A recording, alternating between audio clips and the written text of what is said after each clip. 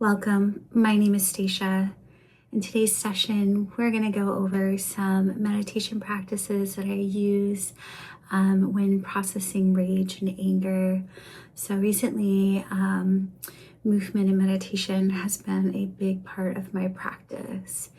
And utilizing movement with meditation, I have found has been super helpful when sitting with repressed rage and anger.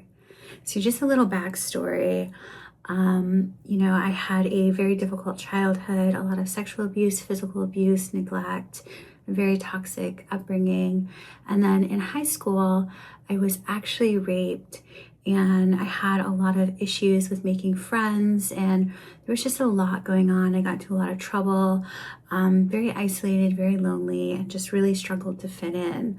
So as I continue on this inner journey and working with my shadow and releasing things that are no longer serving me, right? And different perspectives and belief patterns, right?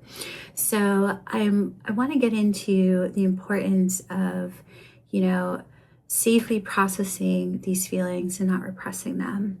So I have a lot of anger, it's in there, right?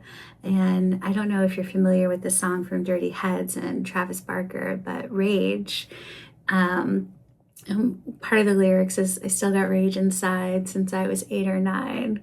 But it's a fun song to listen to and kind of like rage out with a little bit, kind of lightens the energy of rage. But yeah, so I shared a meditative experience that I had already here on this channel with using the rose and working with rage. So yesterday when I was at the gym using the elliptical, which is part of my movement practice. So oftentimes on a repetitive machine like that, repetitive or walking or something like that, repetitive movement really helps facilitate a meditative state for me. So I was working on a meditation.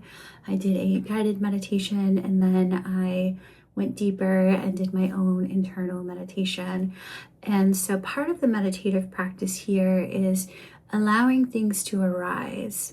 So there's a huge misconception that meditation let me start over with that. There are various types of meditative practices and techniques for meditation for different purposes, right? And concentration and things like that.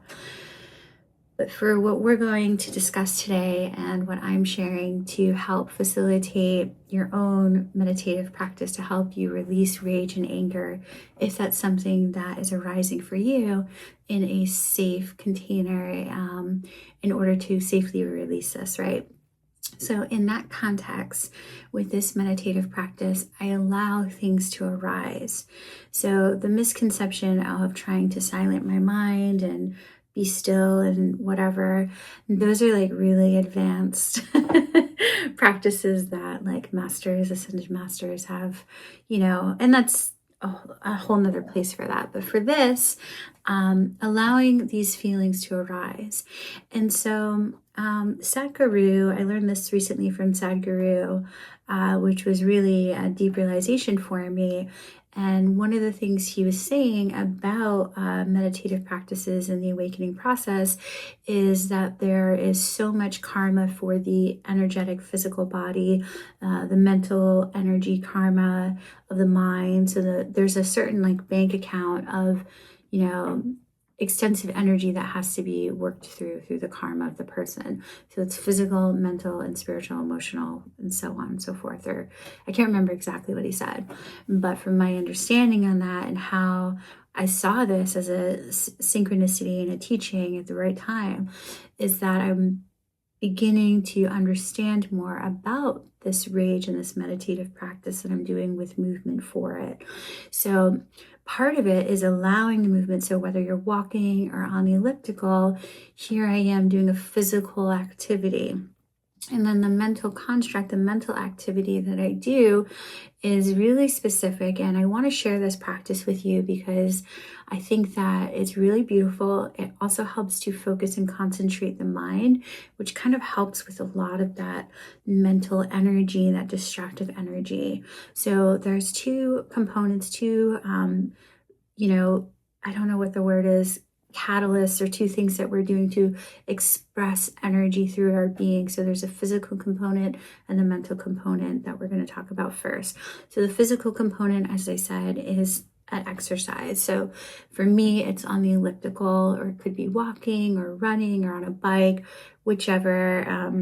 Disclaimer here, please be safe. Maybe use like a stationary machine so you don't lose yourself, right? So anyway, so you're doing the repetitive motion. So there's one aspect of releasing energy through the physical body, okay? So it's helping burn through some of the energy. And then in this practice, I only breathe in and out of the nose. So one of the reasons why I use this breathing technique is to help keep the nervous system calm and regulated. So we're doing that. And then when I start to drop into the meditative state, I begin grounding myself. So this is a really specific, concentrative mental exercise grounding technique that I use. So I begin by bringing my awareness to the base of the spine, and I ground my energy. So I see it as electricity, like electrical roots of a tree. I ground that deep into Mother Gaia, Mother Earth, whatever you want to say or believe, right? So this is what I ground into. And then a symbol that I've been working with recently is the 8-pointed star, but not all. So it's more like a cross, and then there's an X. And so the X points are a bit shorter, kind of like a compass, right? So I begin by first seeing the point in front of me. So in the space ahead of me, I create, my eyes are closed, I'm in the meditative state, I've grounded my energy. There's the point in front of me, right? And then there's the point to the right, the point behind me, and a point to the left. And then there's the diagonal point here to the right, the diagonal point here, the diagonal point here, and the diagonal point. However you want to draw this. So I create this, which is a great mental focus part of the grounding, right? So we're using that excess energy of the mind. So I'm creating the 8-pointed star underneath my feet as a flat 2-dimensional process, okay? Of course, obviously, you can get into more technical 3D dimensional, 4D dimensional shapes with sacred geometry. But this is perfect for beginners, or if you're interested in a new technique for your meditative practice. So I have the 8-pointed star, and you can go ahead and research different teachings and what that could mean. But essentially, for me, it is focusing and kind of being present in the here and now and knowing my direction, right? This is like the compass. So from there, we're continuing in that meditative state, breathing, right? Deeply connected. Any distractions, you can send that down your grounding cord. This is a technique I learned from Jeffrey Allen. And then from there, I want to say this is a octahedron. And then originally when I learned this from Jeffrey, the tetrahedron. So basically it's a 4-base, it's a square base pyramid structure essentially, but we're going to do the octa. So it's 8 sides. I don't know the terminology. I more in the, I don't know, just the knowing phase, I suppose. So, and how I do this is when I'm creating this geometric shape is that it's a point in front of me, a point to the right, a point behind me, a point to the left. And we're going to connect. We're drawing the connector, right? Then the point above my head. And then the point above my head, we connect to the front, we connect to the right, we connect behind, we connect to the left. Then the point beneath my feet, we connect to the front, we connect to the right, we connect behind, and we connect to the left. And then I like to spin it sometimes, you know. So this is a really safe, beautiful container as above, so below, a balance of light and dark. And this is just really a beautiful container to hold in any type of energy that you're working with, as to protect the energy outside of you, right? Because we're all resonating some sort of energy frequency, right? Just like when you walk into a room and you can tell somebody's in a bad mood, that wild energy is now, touching your energy force and you're aware of it. And that can be destructive, right? So we're creating these containers to help contain these energetic expressions that we're working with, right? These repressed energies within us, or in my case, this is the rage and the anger. I still got rage inside. Okay. So here we are. We're physically releasing the energy, making it easier and easier with time.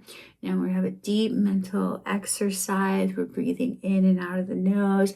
We're creating our geometrical patterns. We're creating our grounding cords. And then we're just going to allow the rage or whatever heavy emotion, in this case for me, the anger and rage, and it's rising, rising, rising. Yeah, I also listen to music while doing this. Huge fan of Tool right now for this type of the drumming does something. I think it helps synchronize the right and left side of the brain. So we're going through this process, allowing this to rise, which can be really uncomfortable. And, depending on where you are in your practice, you're going to be in and out of this meditative state. And so to tell yourself that you're going to be able to master this and hold all of these things at once for an extensive period of time in the beginning is kind of like a lot, right? And this is a practice.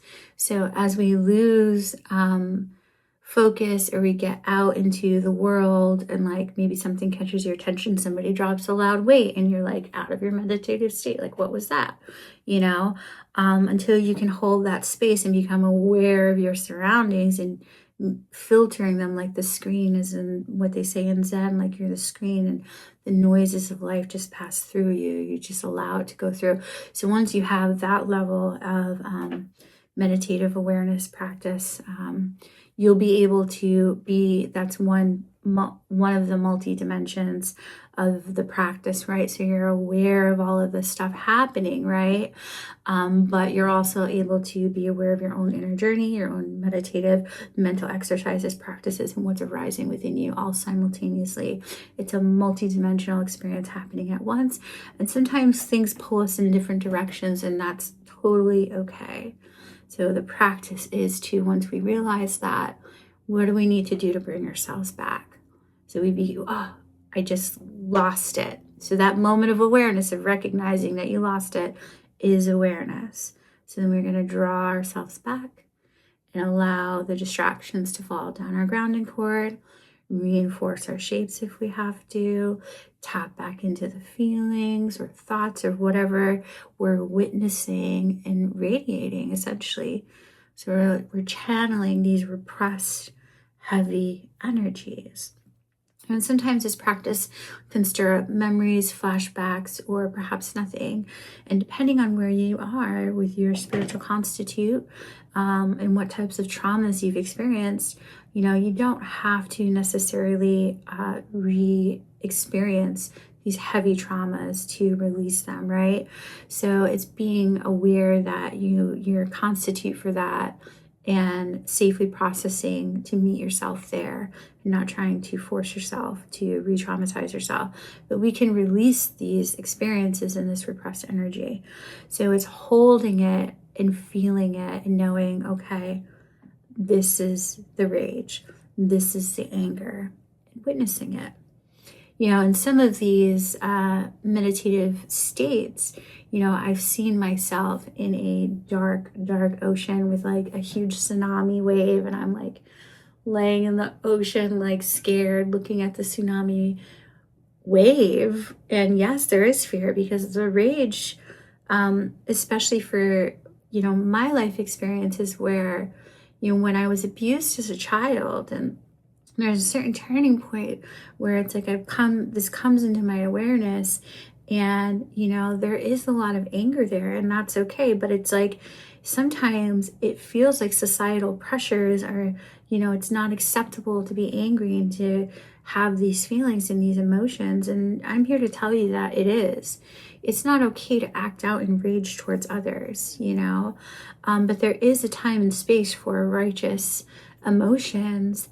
especially when there's been so much repressed trauma and things like that. So, we're creating safe containers within ourselves to release this on a journey within, on our own inner journey and our own experience.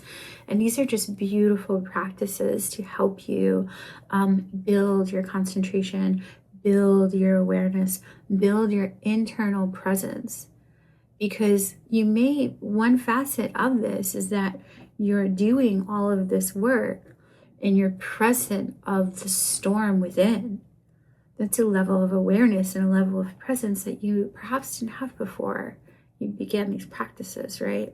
And that is such a beautiful step in recognizing within yourself and growth and allowing yourself, to freedom, the expression, So in this meditative state, oh yeah, back to the water. I forgot. This is the spiral. This is me always up and down the spiral, right? So in this ocean, I remember, so I'm looking at this huge tsunami wave, and a lot of times, like the ocean of consciousness, that's like a theme, right? Where people are like, it's just a wave, but this expression is the wave, but you are the whole ocean of the consciousness, however that thing goes, so, right? And the water and emotions, right? The symbolism. So I'm seeing this huge tsunami and I'm like, holy shit, I'm really scared, and it's overwhelming and dark, and I go underwater and I see these like prehistoric like sharks and whales and just, I don't even know, creatures, and I'm just really in the fear and allowing myself to experience that, and then the realization that this is just an anger that is arising and needs to pass through. Because tsunamis are absolutely terrifying and devastating, right?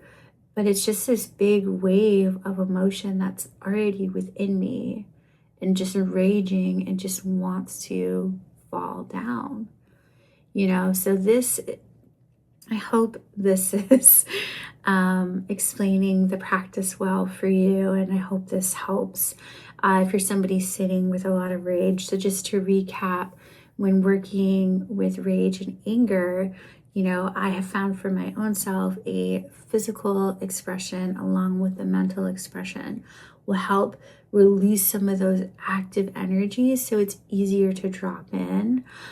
Also these practices are great for any meditative experience as you build, so each induction is bringing you deeper within yourself. So it's removing these obstacles, these energetic obstacles that are perhaps in the way, right, of being present, of being conscious within yourself and aware in the moment, right? And whatever that moment looks like. So, and then of course, I work with dragon energy, and this is a good practice when you start getting distracted or whatever, calling on energetic expressions that will help you continue to process this. And so one of the things that I experience following these types of meditation is just a great level of release. I feel lighter, happier, calmer. I'm a better mother throughout the day. I'm less reactive. And that's something that I've become conscious of, that if I don't sit with these emotions, these repressed emotions, and learn how to release them and express them, then what's happening is throughout the day or throughout time, it's showing up as agitation or frustration or these triggers. And, Eckhart Tolle is an amazing teacher who I love. But in one of his programs that I was learning from, he says you're either a teacher of presence or a teacher of suffering. So I'm a teacher of suffering when I am not taking care of what's inside of me, the shadows, the inner child, the heavy emotions, because they're running in the background and they're being triggered and asking to be seen, and I'm being reactive, and I'm propelling the suffering energy in some form, right? I hope I explained that well in my own experience, in my own life, of course, These are all my own practices. So, and obviously I learned from some really amazing masters. Like Jeffrey Allen is a master energy worker. Eckhart Tolle is a master. These are the master Dharma teacher. Like, these people are so amazing that we have access to now, right? So yeah, I hope this helps you on your journey, and I'm here to tell you that it's okay. You've got anger, you've got rage, there's nothing wrong with you. And you are a divine, beautiful child and person of the Most High. And it is your birthright to be able to live free from these things and free from any traumas. Your past is not your ball and chain, and you can liberate yourself. And it is a practice, and there are ways to do this. And it's my deepest wish that this finds those who most need to hear this message. And thank you so much for joining me today. Until next time.